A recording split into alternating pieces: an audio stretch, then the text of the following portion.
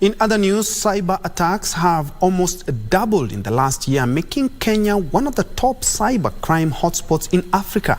According to Communication Authority of Kenya, cyber attacks in Kenya have skyrocketed to reach a high of 444 million in the last 6 months, up from 350 million in the same period last year. The authority is now calling for collaboration in building infrastructure and skill development to counter risk arising from cyber attacks. We think that where we are now, especially in the era of digital transformation, it's important that we invest more in infrastructure, skills, and collaboration when it comes to cybersecurity.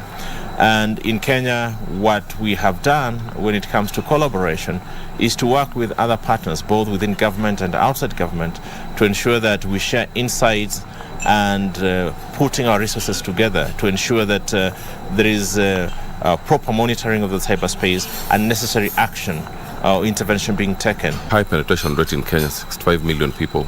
So obviously the mobile phone becomes one avenue of perpetrating cyber attacks, and so are computers.